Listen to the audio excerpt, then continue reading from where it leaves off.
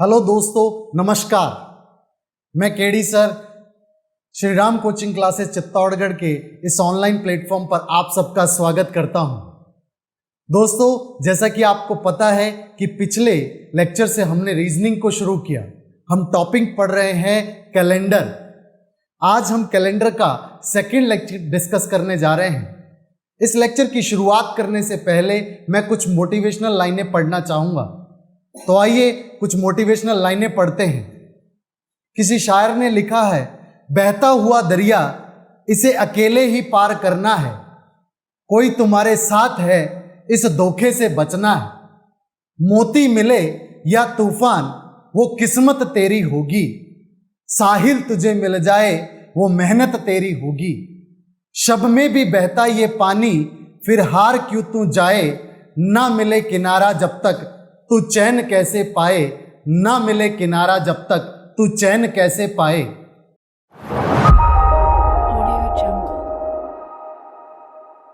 इन motivational लाइनों के साथ शुरू करते हैं आज का हमारा ये सेशन, आज की हमारी ये क्लास।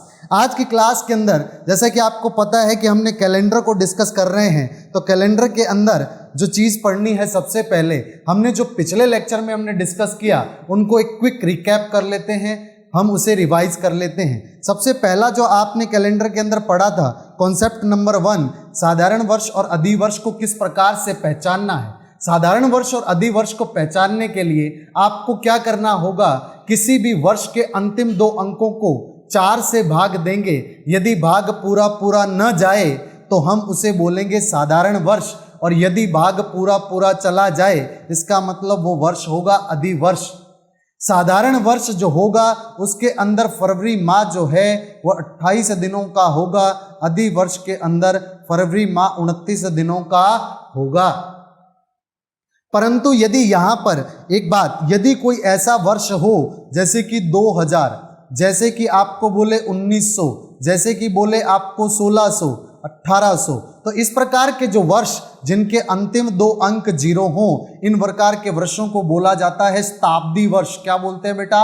शताब्दी वर्ष। और शताब्दी वर्ष को साधारण वर्ष है या अधिवर्ष है, ये चेक करने के लिए हम 400 से भाग देते हैं। यदि 400 का भाग पूरा पूरा चला जाए तो हम बोलेंगे वर्ष अधिवर्ष होगा। जैसे कि सन 2000, अगर 2000 के अंदर हम 400 का भाग देंगे तो ये 5 बार पूरा पूरा चला जाएगा, मतलब कि यह वर्ष एक अधिवर्ष होगा। इस वर्ष के अंदर जो फरवरी माह है वो 29 दिनों का रहा होगा।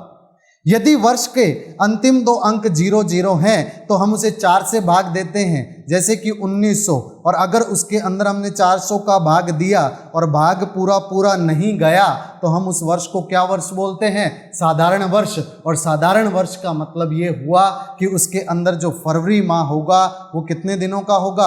28 दिनों का होगा।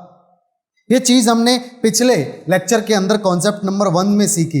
अगर मैं बात करूं कॉन्सेप्ट नंबर 2, तो हमने ये देखा कि जब हमें एग्जाम के अंदर सवाल पूछा जाता है कि साधारण वर्ष का पहला और अंतिम दिन, तो हमें याद रखना है कि साधारण वर्ष का पहला और अंतिम दिन में वार समान होते हैं। मतलब यदि कोई वर्ष साधारण वर्ष है तो उसके 1 जनवरी को जो वार रहा होगा वही वार 31 दिसंबर को भी होगा। और यदि बात करें कोई वर्ष साधारण वर्ष ना होकर के अधिवर्ष है तो अधिवर्ष का पहला और अंतिम दिन लगातार 2 वार होते हैं। मतलब ये कि जो वार 1 जनवरी को होगा 31 दिसंबर को उसका अगला वार होगा, मतलब +1 हो जाएगा। 1 जनवरी को यदि सोमवार है तो 31 दिसंबर को क्या हो जाएगा? मंगलवार हो जाएगा। कौन सा वार हो जाएगा? मंगलवार। यानी कि साधारण वर्ष के अंदर 1 जनवरी और 31 दिसंबर समान वार होते हैं, और अधिवर्ष के अंदर 1 जनवरी और 31 दिसंबर को लगातार 2 वार होते हैं। ये चीजें सीखी हमने, और इसी प्रकार के सवाल, ठीक है, हमने डिस्कस भी किए। क्लियर? कॉन्सेप्ट नंबर अगर मैं 3 की बात करूं तो कॉन्सेप्ट नंबर 3 के अंदर हमने क्या सीखा था बेटा, कि अगर हमें सेम डेट का सवाल पूछ लिया जाए, जैसे कि एक एग्जाम्पल के तौर पर अगर हमें ये पूछ लिया जाए कि 16 जुलाई 2020 को गुरुवार है, तो 16 जुलाई 2021 को कौन सा वार होगा? तो सेम डेट का सवाल है ये। कौन सी डेट का सेम? देख रहे हो दोनों तरफ 16 जुलाई 16 जुलाई। इस प्रकार के सवाल को हल करने के लिए बीच में आने वाली फरवरी माह को नोट करते हैं। बीच में आने वाला फरवरी कितने दिनों का है, इस बात से डिसाइड करेंगे। तो जैसे 16 जुलाई 2020 से 16 जुलाई 2021 तक बीच में फरवरी माह जो आएगा, वो फरवरी आएगा कौन से माह का बेटा? 2021 का। 2021 एक साधारण वर्ष होगा तो फरवरी माह 28 दिनों का होगा। यहां पर ये 28 दिनों का होगा, इसका मतलब यहां पर +1 हो जाएगा, मतलब वार एक प्लस हो जाएगा। ये गुरु से कौन सा वार होगा? शुक्रवार। आप अपने मोबाइल में कैलेंडर निकाल के चेक कर सकते हैं कि आपको 16 जुलाई 2021 को शुक्रवार रहेगा।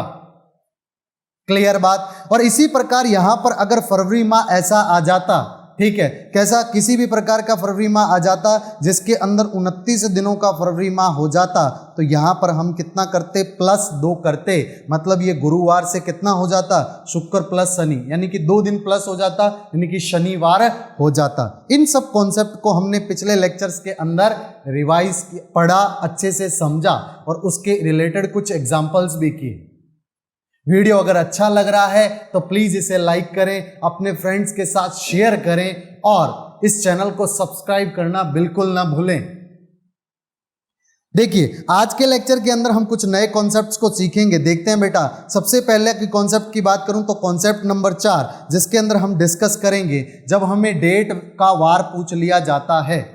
जैसे यदि हमें ये पूछ लिया जाए सीधा सीधा एग्जाम के अंदर कि 15 अगस्त 1947 जिस दिन हमारा देश आज़ाद हुआ, उस दिन हमारा क्या वार रहा होगा, तो उस दिन का अगर आपको वार बताना है तो देखना 15 अगस्त 1947 को कौन सा वार रहा होगा। इसे देखने के लिए हमें एक ट्रिक का इस्तेमाल करना पड़ेगा।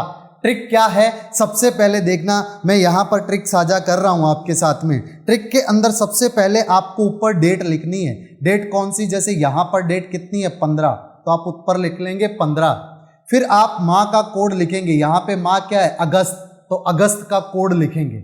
अब ये अगस्त माह का कोड क्या होगा, इसे समझते हैं। तो ध्यान देना, अगस्त माह का कोड भी इस बात पे निर्भर करता है कि कौन से वर्ष का माह है, साधारण वर्ष का है या फिर वो अधिवर्ष का है। जैसे कि अगर वो साधारण वर्ष का है तो जो कोड रहेगा वो रहेगा 144 025 036 146। देखना जरा बेटा, मैं एक बार फिर लिख रहा हूं यहाँ पे 144 का मतलब 12 का वर्ग, फिर 025 मतलब 5 का वर्ग, 036 मतलब 6 का वर्ग, फिर यहाँ पर 146 मतलब कि 12 के वर्ग में आपने 2 जोड़ दिया, तो इस प्रकार से ये 12 के 12 अक्षर मिल गए। अब इनको मैंने इस क्रम में लिखा है, पहले 144 फिर 025 फिर 036 फिर 146।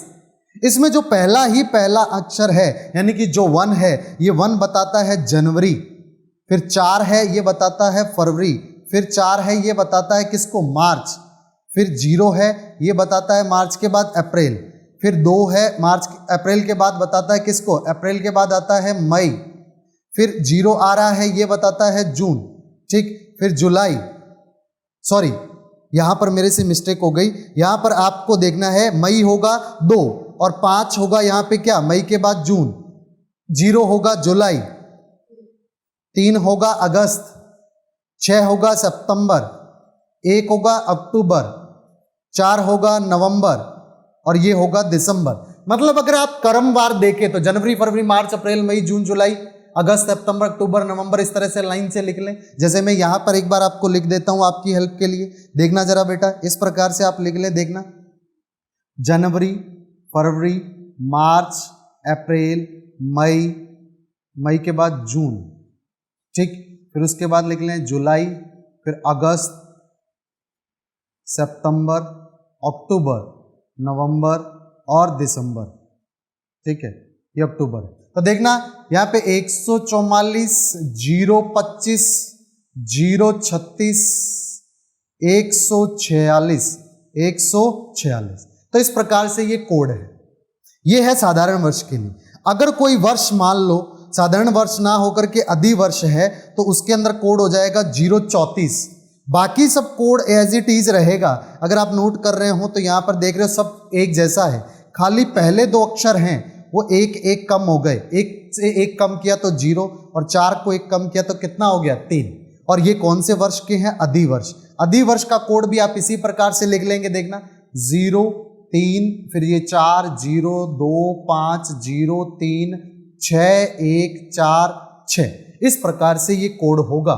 मतलब सिर्फ फर्क आता है तो जनवरी और फरवरी में आता है। जनवरी है जो वो साधारण वर्ष का 1 होता है, अधिवर्ष का 0 होता है। फरवरी जो साधारण वर्ष है उसका कोड होता है 4, लेकिन जो हमारा अधिवर्ष होगा उसके अंदर उसका कोड हो जाएगा 3, एक एक कम हो जाएगा। तो हम यहां पर मैं बता रहा था कि किस प्रकार से कोड लिखेंगे, देखना। सबसे पहले आपने लिखा डेट, तो यहां पे मैंने जैसे लिख दिया डेट 15, फिर आप लिखेंगे माह कोड, यहां पे क्या है? अगस्त 1947। आप देख रहे हैं ये कौन सा वर्ष है? ये वर्ष है साधारण वर्ष। साधारण वर्ष है तो इसका कोड अगस्त का कौन सा रहा होगा? तो आप देख रहे हैं अगस्त का कोड होगा 3, क्योंकि ये अगस्त है। ठीक है, अगस्त का कोड कितना आएगा बेटा? 3 आएगा। ठीक है, तो इस प्रकार से आप देख सके अगस्त का कोड 3। वर्ष के अंतिम 2 अंक क्या है? 47, तो मैंने 47 लिख दिया। फिर आपको अंतिम 2 अंकों में 4 का भाग दे करके देखना है कितनी बार पूरा जाता है। 11 चौका 44, 11 बार पूरा जाता है। ठीक, तो 11 बार पूरा जाता है, उसके बाद भले ही कुछ शेष बच जाए, लेकिन 11 बार तक तो जा रहा था, तो यहां पर लिख देंगे 11। इन सबको जोड़ देंगे, 5 3 8 7 15 और 1 16, 1 फिर 1 1 2 2 4 6 और 1 7, तो कितना आया? 76। इस 76 को हम भाग देंगे किससे? 7 से। पहले हमने इन सबको जोड़ा, अब 7 से भाग देंगे। 7 से यदि भाग देंगे तो ये हो जाएगा 7 एकम 7। ठीक है, फिर यहाँ पे 6 भाग नहीं जा रहा, टूटे भाग की 0, तो यहाँ पे शेषफल कितना आया? 6। 76 को जब 7 से भाग करेंगे तो शेषफल कितना आया? 6। अब ये शेषफल डिसाइड करेगा कि कौन सा वार होगा। अब ये शेषफल कैसे डिसाइड करेगा? तो इस पे ध्यान देंगे। आपको सीधा सीधा इस बात को रट लेना होगा कि यदि शेषफल 1 आए तो रविवार होगा, और यदि शेषफल 2 आए तो सोमवार होगा, शेषफल 3 आए तो मंगलवार होगा, शेषफल 4 आए तो बुधवार होगा, शेषफल 5 आए तो गुरुवार, शेषफल 6 आए तो शुक्रवार। यहाँ पर शेषफल 0 लिख, यहाँ पर 7 ना करके याद रखेंगे 0। यदि शेषफल 0 आ जाए तो आप उसे क्या मानेंगे? शनिवार मानेंगे। यहां पर शेषफल कितना आ रहा है?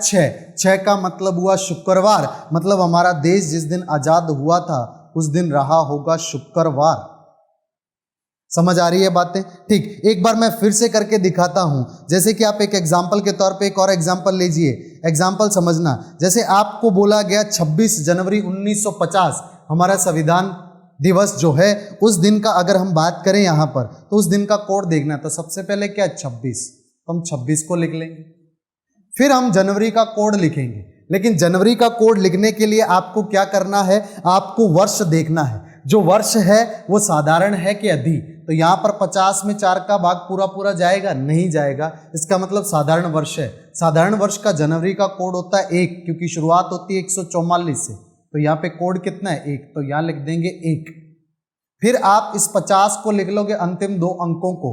फिर आप इस 50 में फिर 4 का भाग दे करके देखेंगे तो आपको पता है 12 बार पूरा जा रहा है, 12 चौका 48, तो 12 बार पूरा जा रहा है, तो आप लिख देंगे 12।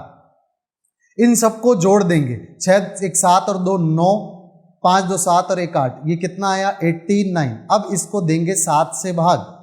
अच्छा, 7 से भाग देंगे तो 7 एकम कितना हो गया? 7 1 19, 7 दूनी कितना हो गया? 14। शेष कितना आया बेटा? 5। आपको पता है यदि शेष आए 0 तो वो होगा शनिवार। क्लियर? यदि शेषफल 1 आए तो होगा रविवार, शेषफल 2 आए तो ये होगा सोमवार, शेषफल 3 आए तो ये होगा मंगलवार, शेषफल 4 आए तो बुधवार, शेषफल 5 आए तो बुध के बाद गुरुवार, और शेषफल 6 आए तो ये हो जाएगा शुक्रवार। यहाँ पर शेषफल आया 5, इसका मतलब इस दिन, जिस दिन हमारा देश का संविधान दिवस था, उस दिन हमारा कौन सा वार था बेटा? उस दिन वार था गुरुवार। कौन सा वार था? गुरुवार। इस प्रकार से बड़ी आसानी से आप सवाल का जवाब दे सकते हैं। अगर आप चाहें तो आप सबसे पहले अपनी बर्थ डेट को लिखें और उस दिन का वार निकाल करके देखें। आप भले कैलेंडर में चेक कर सकते हैं, आंसर बिल्कुल सही है। ठीक है, एक एग्जांपल से और, जैसे कि अभी तक मैंने जैसे बताया तो सब मैंने एक तो लिया था एग्जाम्पल 1947 वाला और एक एग्जाम्पल लिया मैंने 1950 का। परंतु यदि 1950, 1947 मतलब 1900 के अलावा कोई वर्ष का पूछ लिया जाए तो उस टाइम पे ट्रिक थोड़ी बदल जाएगी। ट्रिक बदलेगी किस तरह? सब कुछ सेम रहेगा, ठीक है, लेकिन यदि वर्ष, जैसे कि मैं एक एग्जाम्पल के तौर पे आपको बताऊं यहां पर, जैसे आपको पूछ लिया कि 16 जुलाई 2020 को कौन सा वार रहा होगा, तो यहां पर ट्रिक जैसे थी वैसे की वैसे अप्लाई करेंगे। पहले डेट लिखेंगे 16, जुलाई का कोड लिखेंगे तो आपको पता है जुलाई 7वां महीना होता है, तो 144 025 036, तो यहाँ पे 3 3 6 और 1 7, 7वें नंबर पे क्या है? 0, तो इसका कोड कितना हो जाएगा बेटा? इसका कोड हो जाएगा 0। जुलाई माह का कोड कितना हो जाएगा? 0, तो जुलाई माह का कोड लिख लेंगे यहाँ पर 0। फिर तीसरी चीज लिखते थे वर्ष के अंतिम 2 अंक, अंतिम 2 अंक क्या है? 20। अब देखेंगे 20 में 4 का भाग कितनी बार पूरा पूरा जा रहा है? सर ये जा रहा है 5 बार। इन सबको तो जोड़ लेंगे, 16, 6 और 5 11, 1 और 3 1 4, 41। कितना आया बेटा? 41 आया, ठीक है। तो इस प्रकार से आपने क्या लिखा? इसके सबके कोडों को जोड़ लिया। लेकिन चूंकि ये 2020 दिख रहा है आपको, कौन सा दिख रहा है बेटा? 2020। यदि 1900 के अलावा कुछ भी है तो आपको एक चीज और याद करनी पड़ेगी। वो किस प्रकार से है, क्या चीज है देखना। यदि आपको वर्ष 1600 कुछ पूछा जाए तो आप +6 और करेंगे। यदि 1700 पूछा जाए तो +4, 1800 पूछा जाए तो +2, 2000 पूछा जाए तो +6, 2100 पूछा जाए तो +4, 2200 पूछा जाए तो +2। जैसे कि यहाँ पे 2010 के 20 के बारे में पूछा गया है तो हम +6 और कर देंगे। क्या करेंगे? +6 और करेंगे, मतलब +6 और करेंगे तो 41 + 6 कितना हो जाएगा? 47। अब इस 47 को भाग देंगे किससे बेटा? 7 से। 7 छिक्का कितना होता है? 42। पीछे कितना बचा? 5। अच्छा आपको पता है एक का मतलब रविवार, 2 का मतलब सोमवार, 3 का मतलब मंगलवार, 4 का मतलब बुधवार और 5 का मतलब क्या होता है? गुरुवार। क्या मतलब होता है बेटा? गुरुवार। तो आप चेक कर सकते हैं कैलेंडर के अंदर 16 जुलाई 2020 को गुरुवार था कि नहीं था। इस प्रकार से आप बिल्कुल आसानी से सवालों के जवाब दे सकते हैं। आगे बढ़ते हैं बेटा, देखना जरा कुछ चीजों को और समझते हैं यहां पे।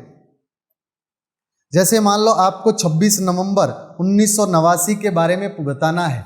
26 नवंबर 1989 ये मेरी जन्म दिनांक है, तो जन्म दिनांक का देखे उस दिन क्या वार रहा होगा, तो 26 लिखेंगे। यहाँ पे 89 है, मतलब ये वर्ष साधारण वर्ष है। नवंबर मतलब पीछे से सेकेंड लास्ट। आपको पता है कोड होता है 144 025 036 146, तो पीछे से सेकेंड लास्ट क्या है? 4, तो यहाँ पर आएगा 4। फिर उसके बाद में 89, तो 89 को लिख देंगे, अंतिम 2 अंक। फिर 89 को 4 से भाग देकर देखेंगे तो कितनी बार जा रहा है, तो 22 चौका होता है 88, यानी कि 22 बार भाग जाएगा, तुमने 22 कर दी। चूंकि ये वर्ष 1900 है तो इसमें और कुछ भी नहीं जोड़ना, तो हम 6 4 10 19 2 21 2 2 2 4 4 8 12 और 2 14, तो ये आया 141। 141 को जब हम 7 से भाग देंगे तो ये आया 7 दूना 14, ऊपर से उतारा 1, टूटे भाग की 0, तो शेषफल कितना आ रहा है? 1 शेषफल आया। 1 का मतलब होता है यहाँ पर क्या? रविवार। इसका मतलब जिस दिन मेरा जन्म हुआ था उस दिन संडे था, यानी कि रविवार था। तो इस प्रकार से आप सभी सवालों के जवाब दे सकते हैं। आप अपनी मर्जी से कोई भी दिनांक का निकाल के देख लेना। जैसे एक और एग्जांपल से देखते हैं, 2 मई 2016 के बारे में बताना है। 2 तारीख है, पहले तारीख लिख ली। मई की बात करेंगे, यहाँ पे 16 कोड है। 16 के अंदर जब 4 का भाग देंगे पूरा पूरा जाएगा। इसका मतलब हम इसे ऐसा बोल सकते हैं कि यह वर्ष एक अधिवर्ष है और अधिवर्ष का कोड लिया जाता है 034 से।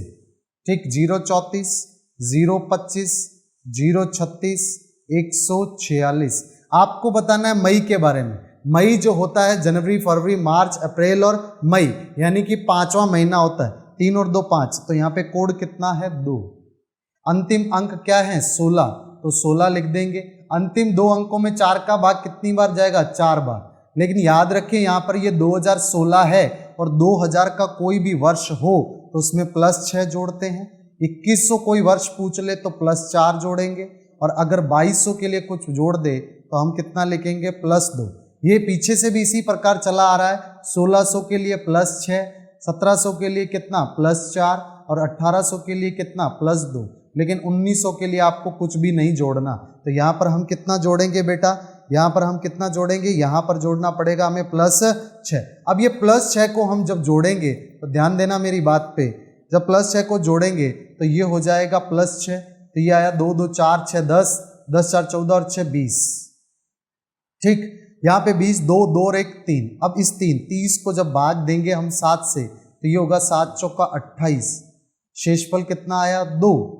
अब ये जो 2 है, इस 2 को अगर हम चेक करें तो 1 के लिए रविवार होता है, 2 के लिए कौन सा वार होगा, सोमवार होगा।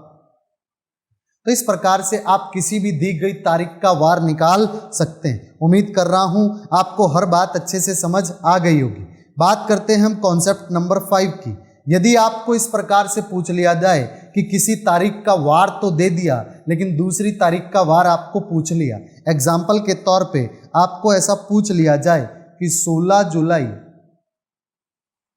2020 गुरुवार था, तो आगे कुछ भी डेट दे देगा।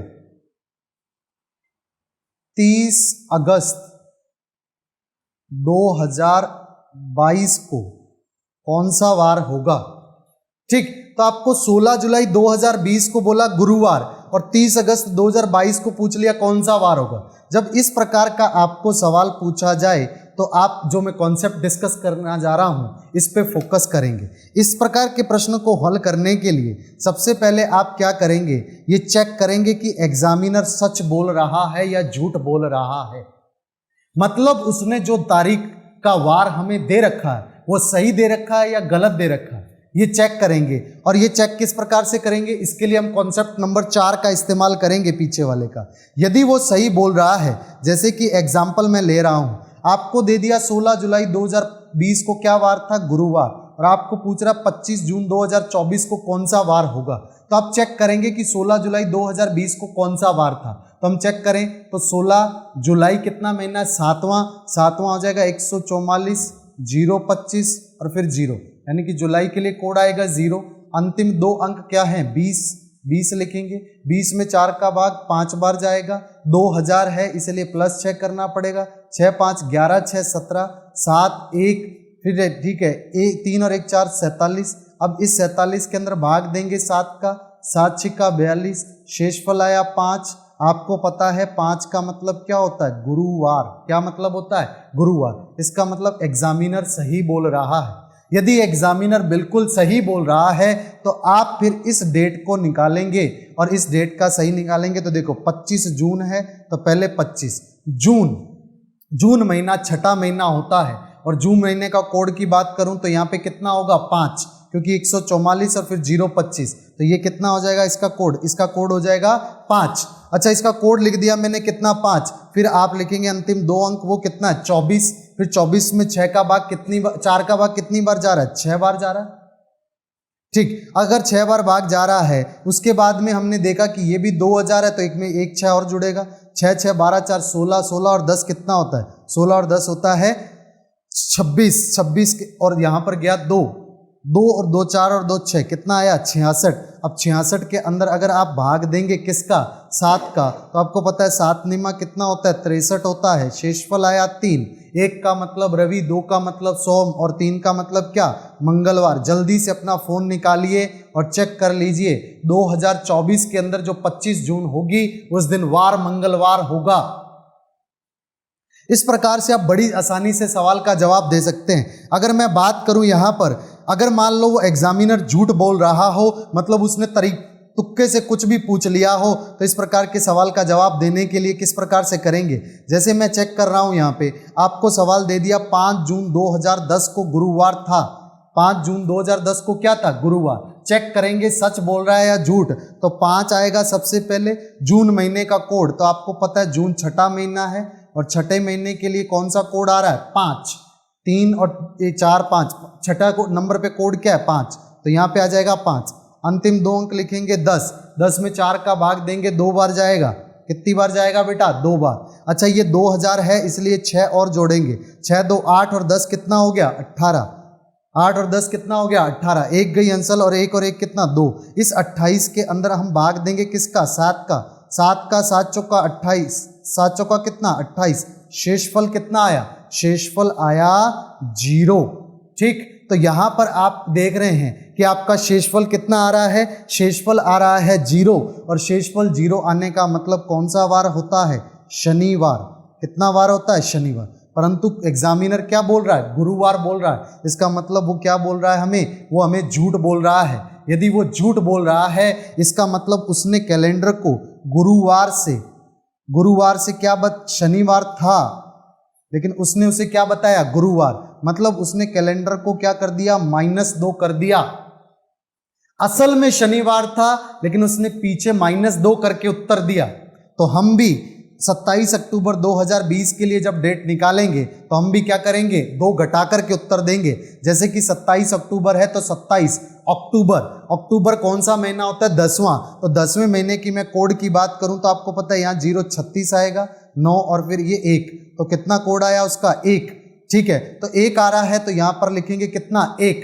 27 + 1, फिर उसके बाद में अंत में क्या है? 20, तो यहाँ पर हम देखेंगे 20। आ रही है बात समझ? 20 में 4 का भाग कितनी बार जाता है बेटा? 5 बार। ठीक, यहाँ पर ये 2020 है इसलिए 6 और जोड़ना पड़ेगा, तो 6 और जोड़ लेंगे। 6 5 11, 1 12 और 12 और 7 कितना होता है? 19। आंसर आई 1 और 4 कितना हो जाएगा? 5, तो ये आया 59। 59 को जब भाग देंगे 7 से तो 7 8 कितना होता है? 56। शेषफल कितना आया? 3। अब 3 आने का मतलब है मंगलवार। अच्छा, मंगलवार से पीछे 2 घटा देंगे। अच्छा, 3 में से अगर आप -2 करेंगे आपको मिलेगा 1, और 1 का मतलब क्या होता है बेटा? 1 का मतलब होता है रविवार। आपने जो भी दिन आया उससे 2 माइनस कर देने। मंगल से 1 पीछे करेंगे तो सोमवार हो जाएगा, सोम से 1 पीछे करोगे तो क्या हो जाएगा? रविवार। इस प्रकार से आप किसी भी सवाल का जवाब दे सकते हैं। बहुत आसान सी चीज़ें हैं। एक बार मैं फिर से बताना चाहूँगा, जब भी आपको एग्जाम के अंदर कोई वार दे दिया जाए, तारीख दे के उसका वार दे दिया जाए और किसी दूसरी तारीख और वार उसका पूछ लिया जाए, तो आप चेक करेंगे कि एग्जामिनर ने जो उस तारीख को वार दिया है वो सही बोल रहा है या गलत बोल रहा है। अगर वो सही बोल रहा है या गलत बोल रहा है ये चेक करने के लिए आप कॉन्सेप्ट नंबर 4 का इस्तेमाल करेंगे। सबसे पहले डेट लिखेंगे, डेट के बाद आप उस माह का कोड लिखेंगे, और माह का कोड यदि पहले जनवरी या फरवरी है तो चेक कर लेंगे कि ये कौन सा अधिवर्ष है या साधारण वर्ष। अधिवर्ष है तो जनवरी का कोड 0 और फरवरी का कोड होगा 3, और यदि वो साधारण वर्ष है तो जनवरी का कोड होगा 1 और फरवरी का कोड होगा 4। और यदि और कोई भी महीने हैं तो आपको चेक करने की जरूरत नहीं है। पहले डेट, फिर माह का कोड, फिर उसके बाद में आप वर्ष के अंतिम 2 अंक लिखेंगे, फिर अंतिम 2 अंकों में 4 का भाग देकर के देखेंगे कितनी बार पूरा जा रहा है। जितनी बार भी पूरा जा रहा है उनको लिखेंगे। फिर हम देखेंगे यदि सवाल 1900 कुछ का पूछा गया है तो हम इसके अंदर कुछ भी नहीं जोड़ेंगे, इन सबको टोटल कर लेंगे। यदि 2000 सन का दे रखा है तो हम 6 जोड़ेंगे, 2100 का पूछ रखा है तो 4 जोड़ेंगे, और यदि 2200 का है तो 2 जोड़ेंगे। इसी प्रकार 1600 का है तो 6 जोड़ेंगे, 1700 का है तो 4 जोड़ेंगे, 1800 का है तो 2 जोड़ेंगे।